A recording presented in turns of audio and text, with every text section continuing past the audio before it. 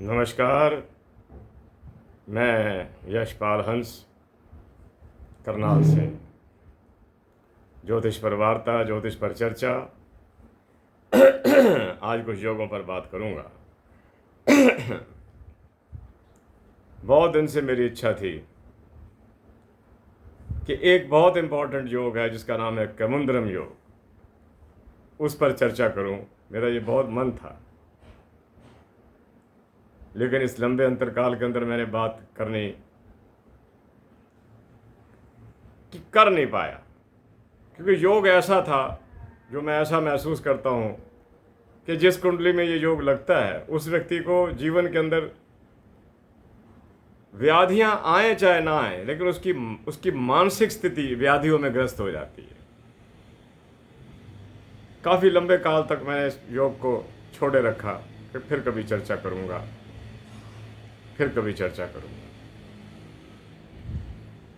आज मेरा मन था,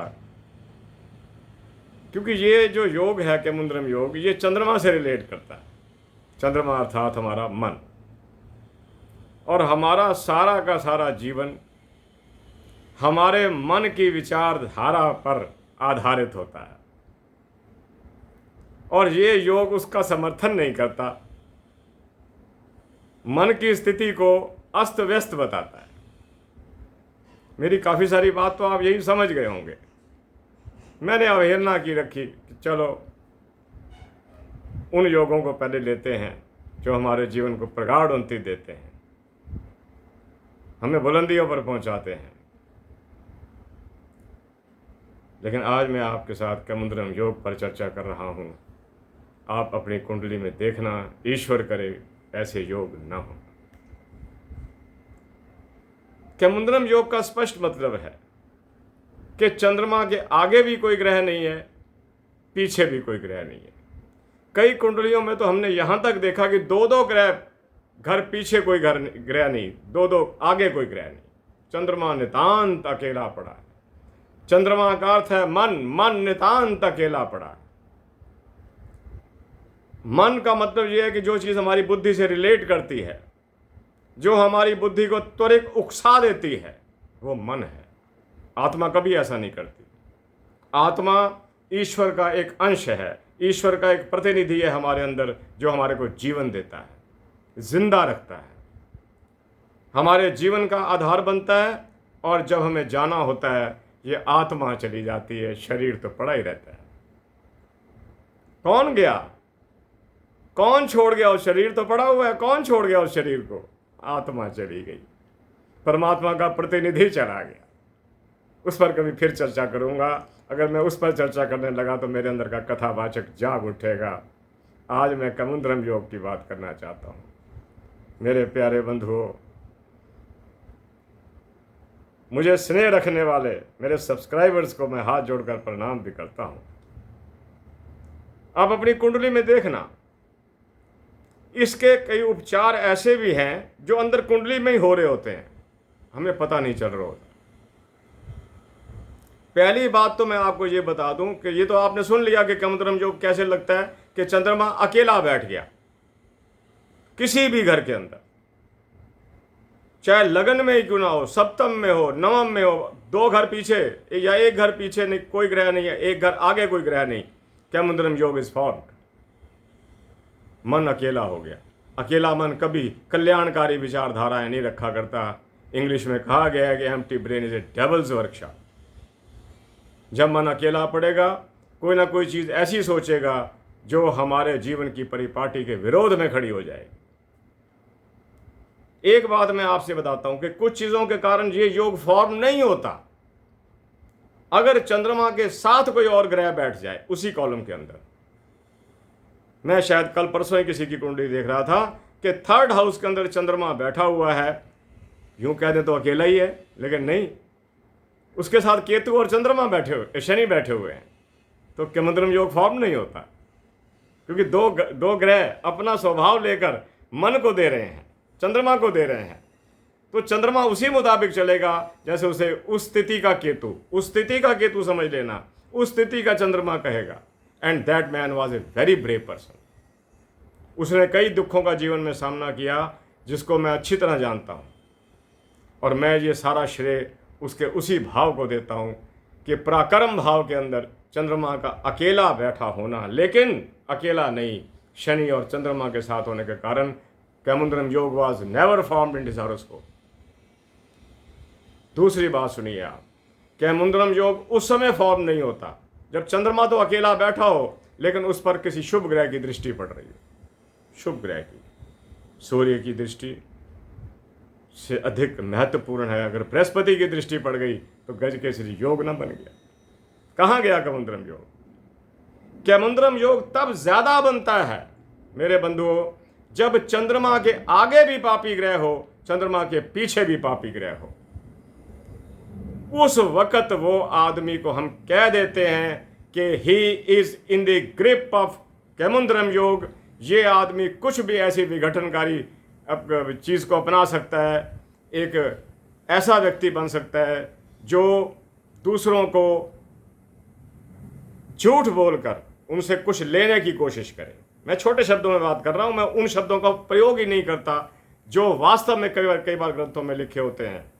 जैसे वो ये कह देते हैं कि ऐसा आदमी लूट खसूट भी कर सकता है, ऐसा आदमी दूसरे को धोखे में भी रख सकता है। मैं उन शब्दों का प्रयोग नहीं करूंगा। आप समझ जाइए कि जब मन के पीछे भी पापी ग्रह है, मन के आगे भी पापी ग्रह है, वो व्यक्ति क्या पुनीत सोच ले सकता है? बस दिस इज द कैमुंद्रम योग। यही है कैमुंद्रम योग। आप ऐसे कीजिए जिसको कैमुंद्रम योग हो,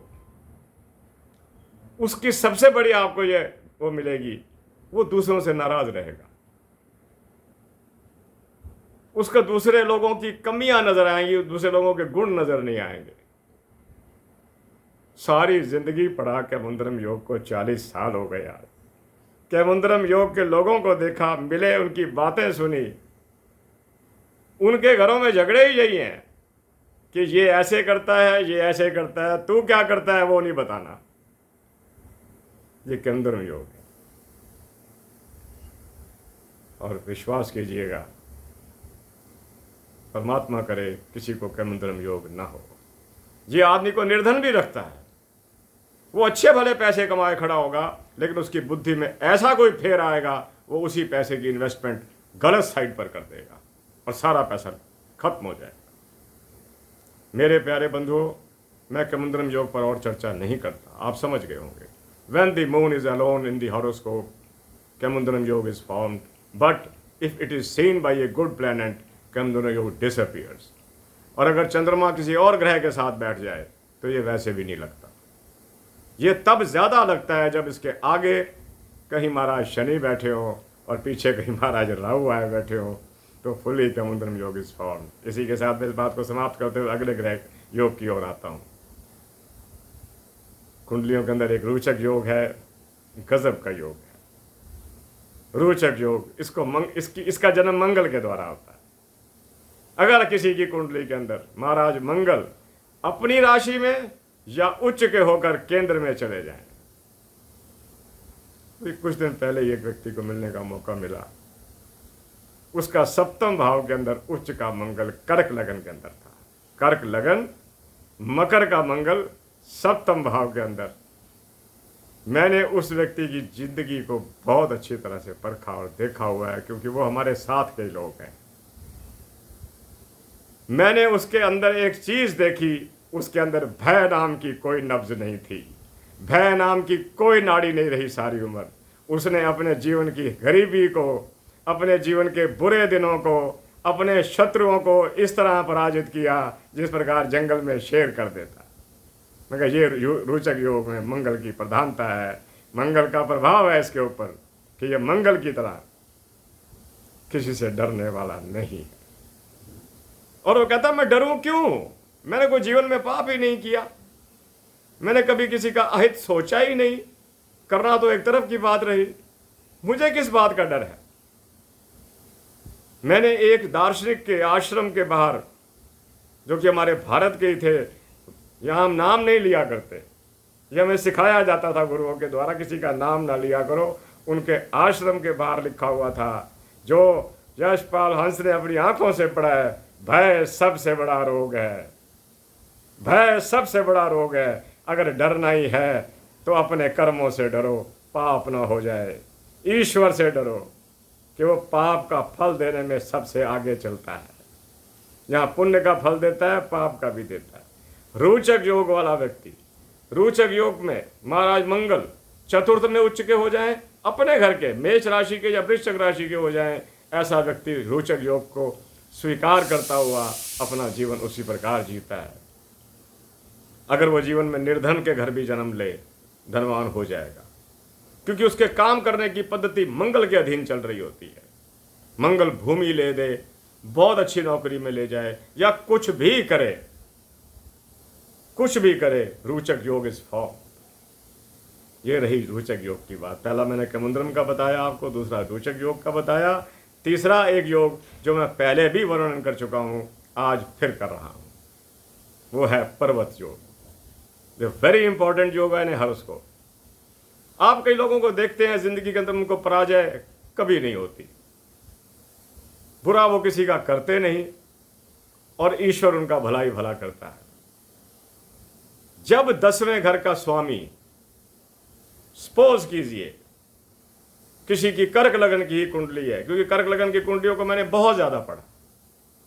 मेरा यह विचार था कि कर्क लगन की कुंडली मन से रिलेट करती है और व्यक्ति अपने मन के सहारे पर ही इस जिंदगी को काटता है। अगर किसी का कर्क लगन है तो उसका दशम भाव ऑटोमेटिकली मेष लगन हो जाएगा, उसका स्वामी मंगल हो जाएगा। अगर उसकी कुंडली के अंदर मंगल उच्च का हो जाए या अपनी राशि मेष या वृश्चिक में बैठा हुआ हो, और छठे घर का स्वामी, छठा घर उसका कौन सा हो गया? छठा घर उसका धनु राशि हो गई। धनु राशि का स्वामी कमजोर हो जाए, ऐसा व्यक्ति जीवन की कोई बाजी नहीं हारता, किसी चीज में उसकी डिफीट नहीं होती, शत्रु उसके नाम से भी थर्राते हैं। वो इतना दृढ़ संकल्पी, चरित्रवान और आदर्शवादी होता है। मेरे प्यारे बंधुओं, मैं कल फिर आता हूँ कुछ नए योगों को लेकर, कुछ नई बातों को लेकर। अगर बीच में कभी कोई कथा की बात चली तो आपको वो भी सुनाऊंगा। मैंने अपनी अब जिंदगी के अंदर देखा है, जिनका चंद्रमा बड़ी प्रबल स्थिति को प्राप्त कर जाता है, बड़ा ताकतवर हो जाता है। चंद्रमा ताकतवर तो हो गया कुंडली के अंदर, उनका मन ताकतवर हो जाएगा। वो जो सोचेंगे, ठीक करेंगे। कल किसी और ग्रह पर बात करता हूँ। इसी के साथ मैं यशपाल हंस करनाल से आपको नमन करता हूँ, निवेदन करता हूँ, सब्सक्राइब करते रहिए। जो मैंने सीखा आपको धीरे धीरे करके बताता रहूँगा। आप धनवान बने, ज्ञानवान बने। मेरी माँ सरस्वती आपको प्रज्ञा और मेधा बुद्धि प्रदान करे, ताकि आपका हर कंटक मार्ग निष्कंटक हो जाए। नमस्कार। जय जगत, जय भारत। पुनः नमस्कार।